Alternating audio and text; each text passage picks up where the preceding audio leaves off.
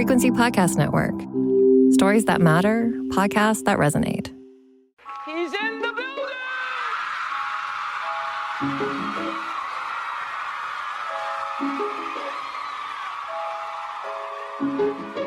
Drink the moment. Drink it. I said empty your mind. Coquettish and coy. Ow. Ow. What? And there's people that are dying. The wickedly talented. More than great. It was historic. Crack is World. Oh, good for you. I have to apologize. one of the hottest. Hello, and welcome back to The Reheat, a podcast that re-examines the spiciest celebrity news and scandals of yesteryear and asks, how would we react to the same events if they'd transpired today?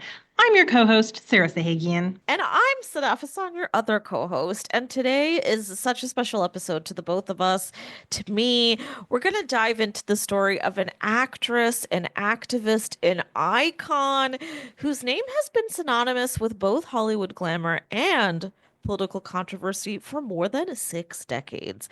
We are talking about Jane Fonda. She has literally been everything. She's been a sex symbol, an Oscar winner, a fitness mogul, a political firebrand, and in recent years, the internet's favorite elder activist and goof. She's very funny. But her ability to reinvent herself time and time again, honestly, is unmatched. Sarah, I want to hear from you first. How did you get introduced to Jane Fonda, and what is your favorite Jane Fonda movie? Okay, so on Golden Pond, I think is her best movie and her best performance. That's a hill I will die on. I did get introduced to her through her workout tapes, not because my mom did them, but I would see them at like a friend's house, and I kind of found them comical. So I didn't realize that Jane Fonda was a talented, like, prestige actress until much later when I started watching classic movies. And then, of course, I became a stan for her when she was on the newsroom playing like Lady Rupert Murdoch. And she was just so great on that show as this billionaire mogul who had bought a news channel. And I mean, this character is terribly written. She's completely contradictory. It makes no friggin' sense, and is in love with Daniel Craig from afar. But I just love her. That woman can do anything. She's so compelling. What about you? Yes, there's so many to choose from. I mean, Jane has truly an unbelievably prolific career. There are so many films that I love. I think my favorite is Barefoot in the Park, but we'll get back to that, though. I love that one so much, and I feel like it's very underrated. It's her and Robert Redford falling in love. It is just great, delicious. I also really loved Clute. I think the way that I got introduced to her was possibly through Clute, oddly enough, because I was very young. But my dad is a really big movie guy and definitely gave me that sickness. So he was always watching Jane all the time. He loves her, and he would have her movies on all the time. And he taught me all about her. He would told me about her family. He told me about the family tree, the drama between her and her dad. And then I found out about the fitness taste. I was just like, who the hell is this lady? And when you find about her activism, I mean, truly there is nobody like her. So let's get into it. Let's do a little bit of a rewind. So how did Jane go from truly Hollywood royalty to one of the most divisive figures in American history? She was born in 1937 in New York City to Hollywood legend Henry Fonda and Canadian-born socialite Frances Ford Seymour.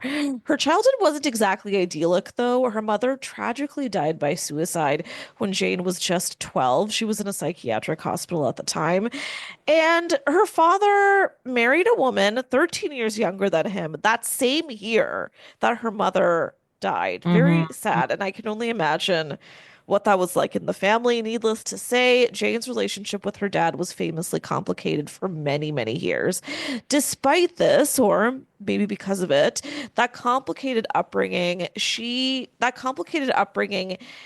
maybe drew her to acting. She went to Vassar. She studied art in Paris.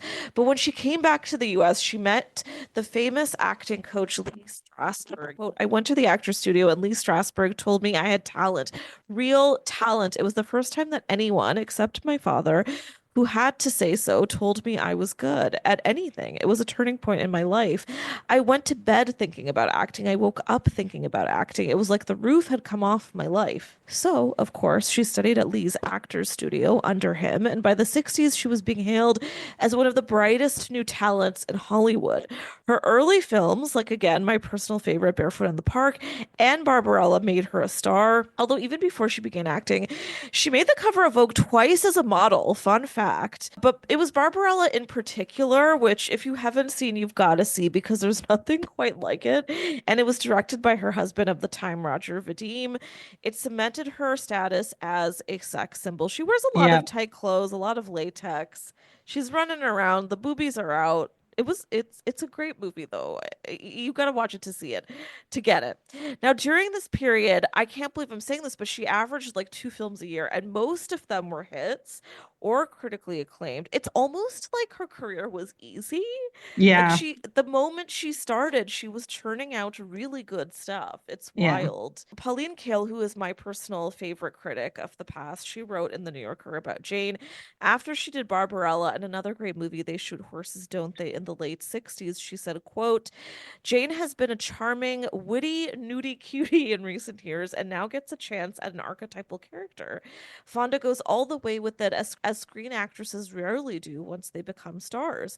She doesn't try to save some ladylike part of herself the way even a good actress like Audrey Hepburn does, peeping at us from behind quote unquote vulgar roles to assure us she's not really like that. Fonda stands a good chance of personifying American tensions and dominating our movies in the 70s as Betty Davis did in the 30s. This is such a keen viewpoint because this is exactly what ended up happening. Jane was okay with scaring off audiences with antagonistic roles that now people would probably label shrill. She didn't care about any of that, and that was a new thing at the time, especially for women who looked like her, blonde, beautiful ingenues.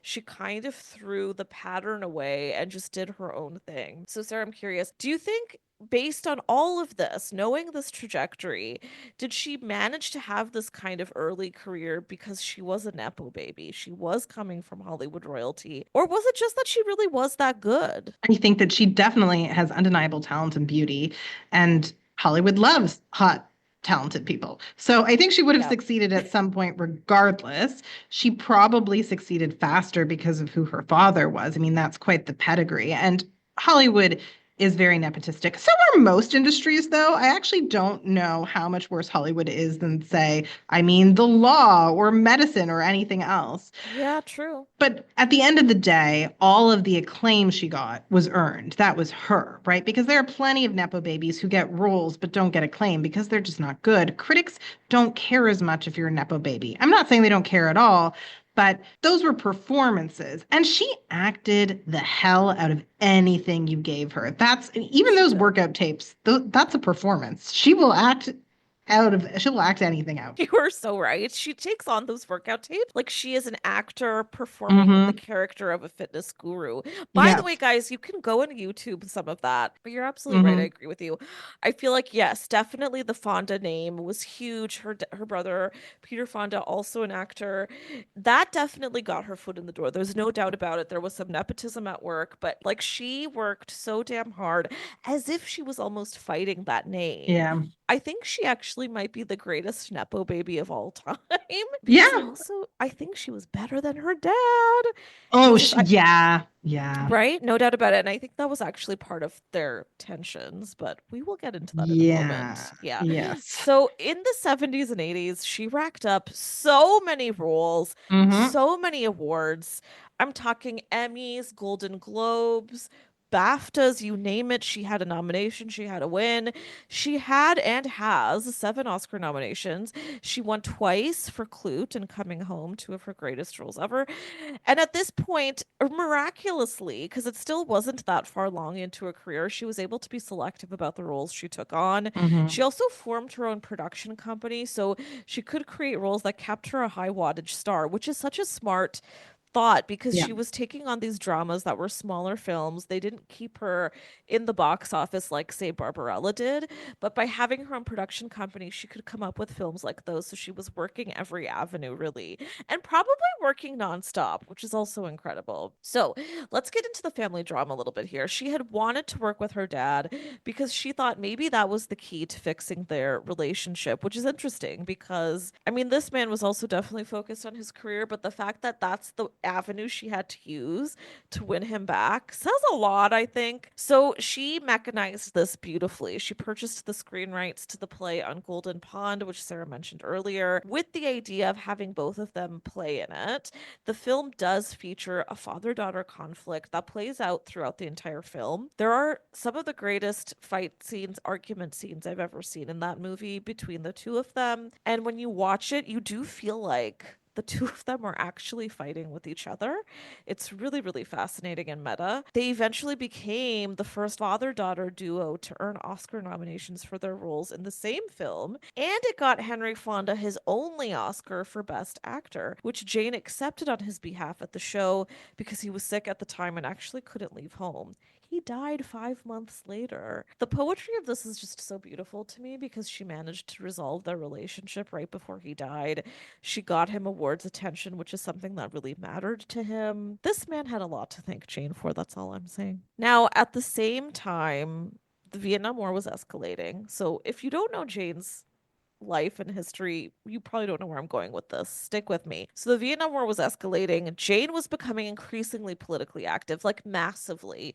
She aligned herself with the anti-war movement very intensely. She visited Vietnam. She visited just about everywhere that she could to show that she really cared. She was invested. She met with soldiers. She met with civilians. But this entire moment in her life would lead to one really defining incident, which I have so many feelings on, and Sarah, I can't wait to hear your thoughts. But it was infamous, it was controversial. It was the infamous Hanoi Jane incident, as it's been dubbed. In 1972, she visited North Vietnam as part of a peace delegation and was photographed sitting on an anti aircraft gun. The backlash was immediate, it was intense. She was branded by the US as a traitor, and for decades, the conservative media never let her live it down. Even now, Fox pundits will still call her Hanoi Jane, which is so ridiculous. It's been so many years. She's apologized so many times. Even just a decade ago on her website, there's a great little bit that I will link to in the show notes where she wrote out a very thorough apology and statement explaining what happened at the time. She was sitting with civilians and with soldiers. She was getting to know their way of life. They were telling her about their stories. They were reading her these beautiful poetry and music passages. And she was just getting in touch with their everyday life, with their culture. And she didn't even realize what she was sitting on. But because it was photographed, it ended up exploding into this huge media moment. But here's the thing, even though that image became one of the most defining of her career, she's always used her platform to advocate for pretty much everybody. I'm talking Indigenous rights, gay rights, prison reform, women's health. And it's not just in a way where she releases a statement here and there or writes a check. Like, this has almost kind of been her part-time job. She's done tours in those places. She's done college speeches. She's raised so much in funding. She's rioted outside the Capitol. She's been everywhere. She's been arrested. She's almost as well known for her activism as for her acting. So, Sarah, first of all, I want to know what you make of this generally and how she ended up being stamped with this moment and it's never been forgotten. Do you think that's fair? What do you make of the way the states treated her versus all these other places? The US, I'm just going to say something that I don't think is controversial, shouldn't have invaded Vietnam. That shouldn't have happened. No. So I don't know why she Exactly. has to keep apologizing so profusely when that war was a mistake. I think most historians have concluded that. Most people now know that and accept that. I mean, maybe most people don't accept that. I don't know. But outside of America, people certainly do. So I do wonder if there's a certain degree of sexism here because the draft dodgers were forgiven much more easily, right? So many of them left America to come to Canada, and then they were welcomed back with open arms. I mean, my pediatrician's husband actually was a draft dodger, No and so way. yeah, he helped design the CN Tower actually. So that was a big boon for Canada. As a historic aside, we got a lot of really talented people that way, and they never went back. They stayed here forever. Wow. But I think one of the interesting things about this is that It wasn't like she was drafted and skipped out on it. She just went to Vietnam. She has explained the context of this photograph, and she has been punished much more harshly than male draft dodgers who were similarly opposed to the war and didn't want to go fight in it. So I do think that this is a really good example of sexism. In terms of her activism, I feel like she's okay. Susan Sarandon fans, don't at me. I feel like she's a smarter Susan Sarandon. Susan Sarandon has Ooh. ridiculous opinions. Okay. She's a committed activist, and I don't doubt that. But like in 2016, she basically said that wouldn't be a bad thing if Donald Trump won over Hillary Clinton because it would hasten the revolution. Well, that didn't happen, or words to that effect. I'm not directly quoting her, but just really ignorant things that it's easy to say as a privileged person. Like, yes, I want society to be destroyed and then we'll rebuild it. Like, yeah, in the meantime, while it's decaying, other people with less privilege have to live in it. So maybe it shouldn't be destroyed completely and fully like that. Anyway, I am okay with Jane because, and this is probably how everyone feels, I agree with most of her opinions. So I think celebrity activism is one of those things where if it's a celebrity who has my opinions, it's fine. If it's a celebrity who has opinions I don't share, opinions I think are stupid, I don't like it. What about you? I could not agree with you more, Sarah. My God, well put. I have to say, I love me some Susan Sarandon. I love that kooky activist so much, but you are absolutely correct. She has put her foot in it many times. That being one of the roughest moments. I think sometimes her brain moves a little too quickly for her mouth, and Mm-hmm. or her mouth moves a little Mm-hmm. faster than her brain. Yes, But yeah, yes. you're absolutely right. Jane is like a refined draft, right? Like, you know what it is, I think with Jane, she does her research, then she does the talking. And I think that's always been the right path, especially as a celebrity, because otherwise you get written off as superficial, like you don't actually care or Mm-hmm. pay attention. Although I don't want to completely take away from Susan, who's actually been a much better activist in recent years, I will say. And she's been so great Mm-hmm. with the Gaza and Israel conflict these days. But yeah, I think you are so right on about the misogyny point. And I also want to go back to what you said about privilege. So, one of the things that all of these detractors kept coming at Jane for was that I think they almost felt like she owed them for her success. They would say Mm. that America has given you so much privilege. It's given you the career that you have. It's given you the wealth that you have. So how can you treat us like this? And I find that to be such a confounding statement. She was absolutely, for a period, one of those America's sweetheart types, right? She looked the part, she played the part, but over time, especially once she did the role of Clute, things Mm. started shifting. And I feel like maybe audiences didn't keep up with that and see that she took on those roles because it meant something to her in real life, and then it translated into her activism. Does she owe the entire country something for them buying a movie ticket? No, I don't think so. What does that have to do with the activism? I think that's one of those things where I'm like, there needs to be a separation here. It's two different things, but of course it's complicated because you mentioned Susan. We've had so many celebrities who come forward, they make statements politically, and they don't read very well. They come off really tone deaf. So that's my other question for you, Sarah. Do you feel like Jane paved the way or maybe set up a model for what a celebrity activist can look like? I don't think we've seen someone since her who's been able to do it like she has or who's been as vocal. Think people have to look up to you, and I don't know if other celebrities know to do that, even though they should. Yeah, I mean, she's definitely the gold standard for celebrity activism, in my opinion. I Yeah. don't think there is a Hollywood celebrity, at the very least, who is as informed and as effective an activist. Yeah, I would say she's the gold standard, but I don't know how many people embody her activism. I know Anne Hathaway really admires her, but Anne Hathaway also has made, it's not like she doesn't do any activism, but has made activism less central to who she is. And I'm not Yeah. saying that as a criticism because not everyone can be a professional activist, right? If you don't have the time to do the research, maybe you shouldn't be a professional activist, right? You should stay in your lane. Yeah. Yeah, I'm with you because again, I think you have to be really well informed and a lot of these people Hmm. aren't. Like Jane spoke up for this was the term that was used at the time, but the American Indian movement, the Black Panthers. She was Hmm. so diverse and varied in the people that she stood up for and how she stood up for them. It's so hard, and I'm so sorry to the many celebrities out there, but it's hard for me to imagine a lot of them being well read enough and Yeah. actually being dialed in the way that she was, because she also came Yeah. of age during a time when activism, it was a movement, right? Yeah. And we're seeing that again now in the time we're living in. I think, I don't know what you think, Sarah, but I feel like it mirrors that a little bit. Now we're definitely seeing a version of it, but we are not seeing celebrities come up in the way that she did. And mind you, this woman, if I haven't already established it, super massive star. So for her to be this politically forward then was wild. And I think it says a lot that we don't really have someone who's this forward now, who, and we've said this so many times on the show, it makes such a difference when you have that level of star status and you speak up. Yeah. Right? Like, I don't think we have someone who's been this vocal, do we? Not now.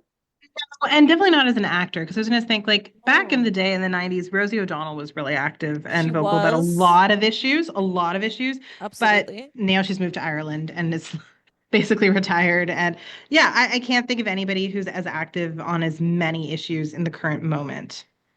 No, and I'm even just as we're talking, I'm looking it up, and you know what the results I'm getting are? Leonardo DiCaprio, Emma Watson. Not Like Leonardo DiCaprio. what? I'm Maybe sorry. Angelina, a little Yeah, about bit. certain things. You know, Angelina, what I like about her, she specializes. She only talks about the things that I believe she tries to understand. And I'm not saying she's Yes. the world's leading expert in any of the things she is an activist for, but she doesn't spout off opinions about things where she has no familiarity with them, and I respect that. Exactly. And I think that's the thing we're getting at, right? That ultimately you have to know what you're talking about before Yeah. you open your mouth. Poor Susan. But yeah, absolutely. And you're right. There's not really been another person who's done that. I think Angelina definitely comes the closest, and you're right. She kind of Hmm. stays in her lane because she knows that lane so well, and she does a beautiful job at it. Leo, I suppose we could say he's been a little bit of a figure for the environmental side of things. He's always on a yacht, though. That's I terrible for the know. environment. Right? Like, seriously, I'm sorry. It's so disingenuous. I can't even with him anymore. He's such a hypocrite. Also, like, stop dating people who just turned 18. Literally, I Right. think the oldest person he's ever dated, don't quote me on this, was when he dated Blake Lively when she was in her early 20s. That was I like the think most you're actually mature woman he's ever right. dated. I think you are correct. You are absolutely correct. But isn't that interesting? So it matters to us what a celebrity's choices are in other parts of their life, right? Because it Hmm. sets up a general persona. And for Hmm. Leo, his persona is really shady. So it's hard to Easy. buy it. Yeah. Whereas with Jane, as we've been saying, she presented it in her work. She lived it every day. There was no part of her persona that would suggest we shouldn't trust her. That's really fascinating. And again, it goes back to our parasocial relationships, doesn't it? Because Hmm. for other people in other industries, we don't know the other parts of their lives. So it doesn't really matter exactly what they do when they go home. I Hmm. find that really fascinating. But yeah, so Jane became that person for us. So I'm gonna come back to this in a sec, but there's other things I want to touch on. For instance, the infamous workout era, because Yeah. honestly, this all comes together in her fabulousness. So it's kind of wild. She was being blacklisted by many groups for her activism, and at the same time, she was at the height of her acting career. This is when she won the two Oscars. So she won for Clute in Hmm. 1971. She won for Coming Home in 1978, which, by the way, is a film about a Vietnam veteran who was struggling with PTSD. Yeah. She was proving that she wasn't just a controversial figure. She was one of the best actresses of her generation. Actually, I would Yeah. say one of the best actresses of all time. That's Yeah. not an exaggeration, right, No. Sarah? No, not But at all. yeah, but then in the 80s, she did something absolutely unexpected, which we've touched on a little bit. She became a fitness guru, guys. Yeah. Yeah. So let's get into this. So for much of her life, Jane did dance. She took ballet classes to help her keep in good shape. This was a part of her life, which I think a lot of people don't realize because otherwise this whole thing comes out of absolutely nowhere. It was while she was shooting the also amazing film, The China Syndrome, that she actually fractured her foot. So that meant that she couldn't stick to ballet like she did before. It was too tough on her body. So instead, she went for aerobics and strength training because that just worked better for the condition that she was in. Mhm. The workout that she stuck to, which was actually her coach's workout, it became called the Jane Fonda workout. And that Mhm. kind of started this whole new career for her. Yeah. It was actually considered one of the influences that started the fitness craze for baby boomers. And Yeah. I'm talking the leg warmers, the neon, like this is how it started. The headbands, that was Jane, guys. Mhm. So in 1982, she released her first exercise video. It was titled Jane Fonda's Workout. And it was inspired by her best-selling book, also titled Jane Fonda's Workout Book. And her workout became the highest-selling home video of the next few years. It sold over 1 million copies. The video's release also led to so many people buying what was new at the time, the VCR. Okay, she made the VCR a thing. They bought Yeah. it so they could watch her workout. This is like Jennifer Lopez kind of kicking off Google because of the dress she wore to the Grammys, Yeah. right? But it was Jane Fonda, the VCR. She released 5 workout books, 13 audio programs through 1995. Okay. And by the way, she released a newer set of these, I think about a decade ago. So it's still something that's going on. And she did that for the older set. So as she got older, she would make tapes for other people who were getting older with her. It's amazing. And it changed so many things, not just for her career and her life, but again, the way we take in media, also for fitness and wellness. It was one of the best-selling VHS tapes of all time. It launched the modern fitness industry. Women everywhere were wearing those damn leg warmers. They were following her lead. There were people who only knew her as a fitness queen, which is incredible. Mhm. This was such a pivot from her serious actress and activist image. Sarah, do you think she was actively thinking about reinventing herself? Was she actively thinking about forming a business, of having an empire, which is the way that we look at celebrities now, I think for sure.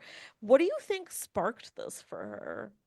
I do not know. Do you have any insight? Because it's such a random pivot. She was basically the one of the top actresses of her generation, but also the Tracy Anderson of her generation. If you're not familiar, Tracy Yeah. Anderson is that trainer who's worked with everyone from Gwyneth Paltrow to J-Lo, who seems, to be honest, like she's stoking the flames of eating disorders. I Yep. mean, don't sue me. That's just my opinion. I don't know the woman. But it is interesting that she decided to occupy both roles. And I also find it weird that she didn't just elevate her trainer, that she decided to be the trainer in the video, even though she wasn't previously a trainer. Did she just want to play that part? I don't know. Do you have insight? I don't Yeah. understand this. Similarly, I don't have a damn clue, but I like that you brought up the thing about the trainer because in my research, I never known that before. Like this whole workout routine was actually his. It was named after Hmm. him. But Yeah. because she managed to popularize it and people Yeah. discovered it through her, it ended up getting her name. And I'm sure she added some to it. It got a little bit of her own energy and persona. But yeah, that's definitely interesting. Here's the thing, I don't think he would have been able to sell it like she did, right? I'm assuming, I would like to believe that he gets like a little bit of payoff from this. I'm sure he does because he was involved with a lot of it. But I don't know. It's really fascinating to me. I think it speaks to who she is as a person, which is that she's always been so alive. Like, I think Hmm. that's a ridiculous statement for me to make, but bear with me. I think that she's someone who's always lived life to the fullest, and no matter what she takes on, she goes to the max, right? So this was a part of her life that she suddenly started to really enjoy. She realized other people were getting into it because she was into it. She realized she could make it into a business, and hey, not even Jane Fonda is exempt from getting the bag, making a little money. Why not? She realized this could be a thing. And then when it started to really take off, she realized she could make it a bigger business. She took it, she went with it. And I think what's interesting about it too is, again, a lot of people solely know her for this. And also, she said many times when she's out and about, people will just come up to her to talk about the fitness videos rather than like Clute or Hanoi Jane. Like that's the thing that people will point to. So she definitely put together a community. Like that is a part of it. There are so many women who've grown older with her, and this has been a key part of their lives. So not to be corny about it, that is an element here. That is something that mattered to people. We see more of this now because things like this take off more from social media. Like in some ways, I think this is like the Hailey Bieber smoothie at Air One, or like I don't know, Yeah. like, that kind of thing. But that seems to be a little bit more, we associate it more with consumerism and Mhm.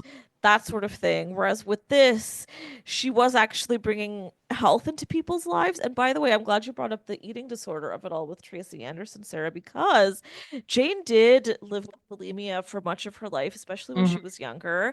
Her mom had eating disorders herself, and so it was something she was really conscious of, especially knowing the mental health impact it had on her mom. And aerobics is famously something you can do where it doesn't aggressively change your body in the way something like ballet might, which is what she was doing before.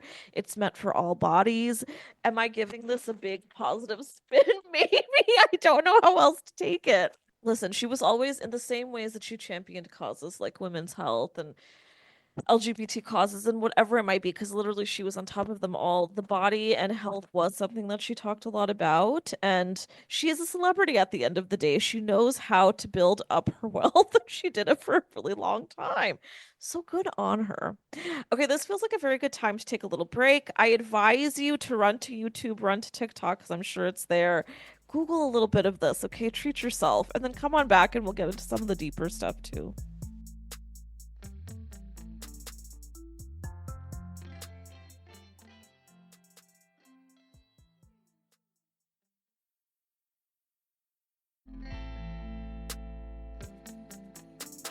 And we're back.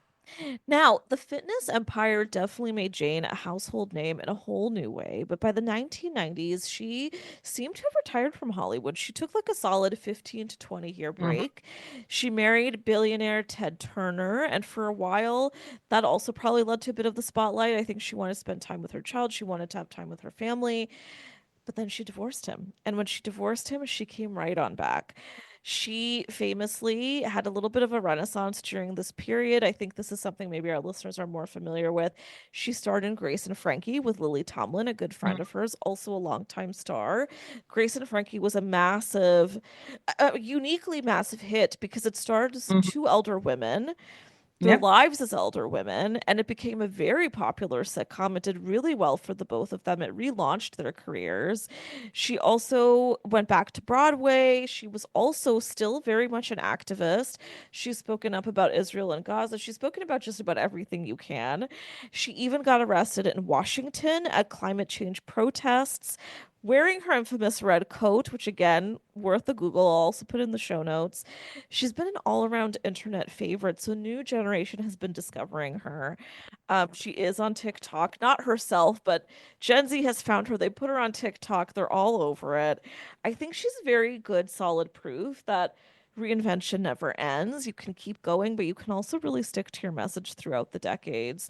And she hasn't shied away from her past, minus the many, many apologies for the Hanoi Jane incident. And she's also stayed very committed to the cause. Sarah, do you think the way that we look at her legacy today is more forgiving than it was a few decades ago? So I think in part because just time has passed and there are very few people left alive who I think felt like what she did made her a real traitor in the Hanoi Jane incident, right? I think that works in her favor. She's also done a lot of good work, right? She just keeps Yeah. doing the good work. She has entertained generations of people. I mean, I still watch the newsroom when I'm sad. I really love Aaron Sorkin mansplaining and Marcia Gay Harden pretending to be like a $3,000 an hour lawyer. Like that's my Yeah. thing. And Jane is just such an important part of that show. So sometimes the work speaks for itself. And if you just continue working away, a lot of things can be forgiven. Yeah, I think you're right. I think you're right. I think I think it's complicated because as I said before, she still gets a lot of shit for the That's true. Vietnam moment, which is so bizarre to me. But even so, I don't know. I think because she's been so consistent and she doesn't Hmm. change, she's said many, many times she doesn't regret anything that she's ever done. Hmm. She's so proud of all of the things that she stood up for. I mean, let me mention a few more. She was anti-Iraq war. She was very Hmm. anti-Bush. She's been anti-Trump, shocker. But I think as she comes from a powerful family, because she's had a powerful career, it's almost like it's lent her credence to be able to have these stances. I think Mm-hmm. what's sad is not many people have followed her path as much, but I think over time we've definitely been able to, as with many celebrities, say, here's a documentary about how great she is. There's a great one actually on HBO and Crave if you're in Canada called Jane Fonda in 5 acts. It's amazing. You'll know it right away because the image that leads it is her putting up the fist, which is also an Mm-hmm. iconic Jane Fonda image. Yeah, and all this time I think people have been able to see other generations just how powerful she is, what a difference she's made, but the detractors still exist, okay? I don't know. I think if she came up now and she had this trajectory now, she would get so much more love and appreciation right from the get-go. We can't talk about Jane without talking about her influence on Hollywood and feminism. Unlike many actresses of her generation, she didn't fade into the background after hitting a certain age. She actively fought for meaningful roles for older women and has remained a powerhouse well into her 80s. She's been vocal about ageism in Hollywood, famously saying that she had to reinvent herself in order to just keep working.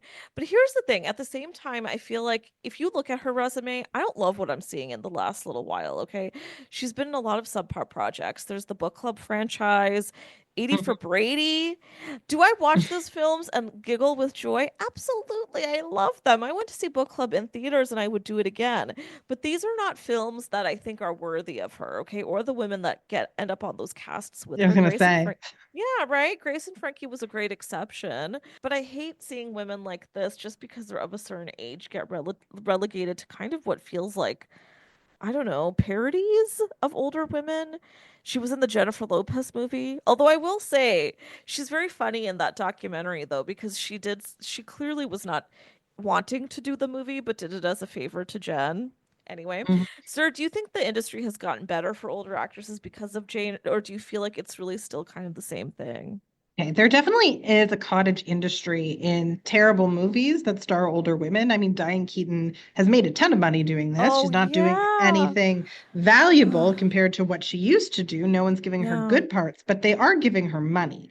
So I Yes. don't know if anything has changed in terms of letting women that age do meaningful work. For every role a meaningful older man gets, like an Anthony Hopkins, Yeah. there's like point two of a role for a woman. Like they get Yeah. like about 20% of the number of opportunities. So I would say that no, not much has changed. But if they're all making money and they want to laugh all the way to the bank, I'm also okay with that. I'm fine with them just like hanging out, getting a free trip to Italy to do book club too, and being That's super true. rich. That is okay. What do you think? Yeah, you know what? That's a good point. It's not like she can be doing a Barbarella right now, right? She can't kind of do the same caliber of work she did before. I guess Hmm. what really rubs me the wrong way, where I get really frustrated, is when you see men who are older, they still get some decent Yeah, roles. they do.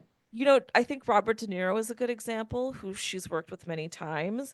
He definitely takes on these just terrible roles where he plays like the elder loser or clown, Hmm. but that's clearly because he's trying to make a check and he's got a tough divorce that Hmm. he's dealing Yeah. with. But then he Yeah. also managed to squeeze in these incredible roles thanks to people like Martin Scorsese and so many directors who love working with men who were always high wattage. They get to stay high wattage because they get to keep their respect. I feel like older female actresses don't really get to do that. Like it's almost like they're put out to pasture in a way. And because female directors still don't get the respect of someone like a Scorsese, of someone like an Eastwood, it's not quite the same thing. You're still ending up relegated to like mom or grandma roles.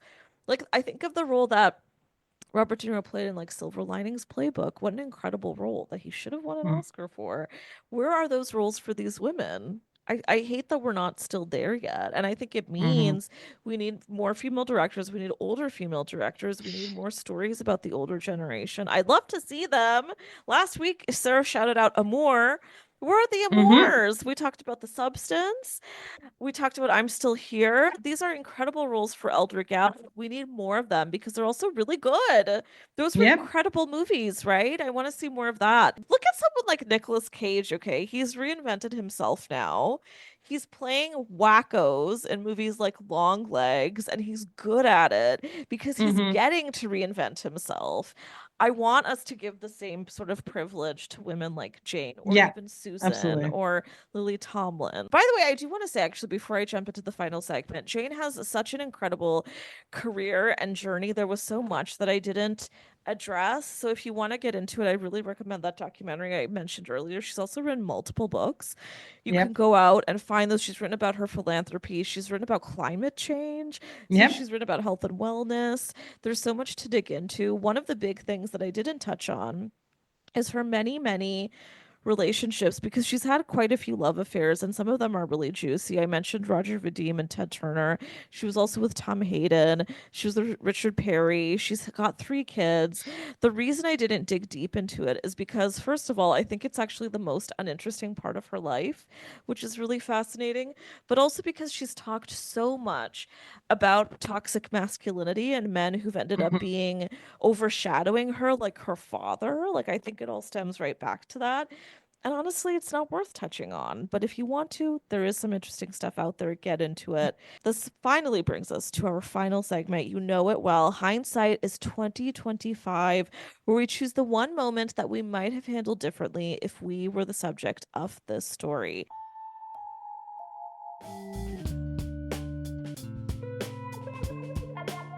I shouldn't have done that.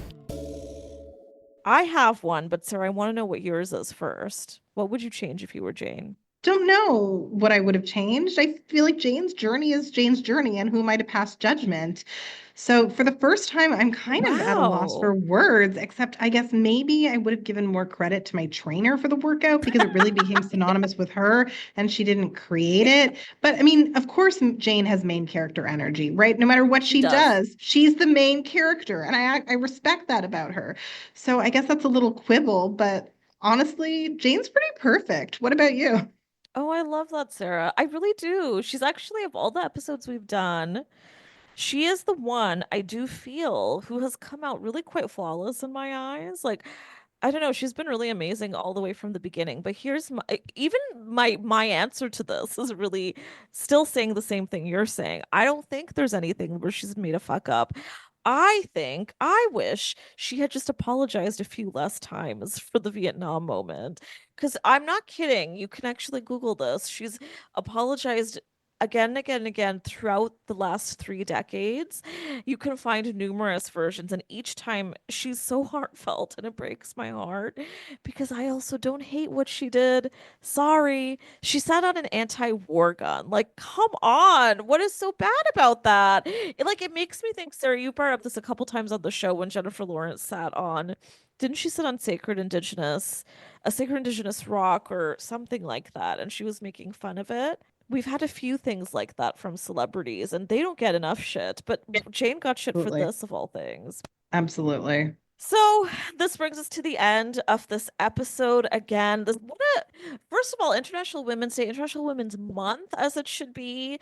This is us capping it off a little bit. We've honored Oprah, we've honored Jane. We could go on and on again. I think we'll probably do regular episodes like these, Sarah, because it's so nice just to be able to say these are the women that we really love. And even if they've had tough moments, they're icons for a reason. Okay, Jane Fonda is one of our icons. So on that note, thank you to everybody who is listening. We love you so much for listening in every week. You can listen to more of The Reheat for free on the Seeker app, and you can also find the show on the Frequency Podcast Network or wherever you get your podcasts. If you want to hear more from me, you can find me on Twitter at _StephSon. Sarah, where can our listeners find you? Listeners can find me at Sahagian Sarah on Instagram. And if you liked this podcast, please rate, review, and subscribe so other listeners can find us too. And if you would like us to keep growing, we'd love for you to support us on Patreon at patreon.com/thereheat, where we've got some goods in store for you. Thanks for listening.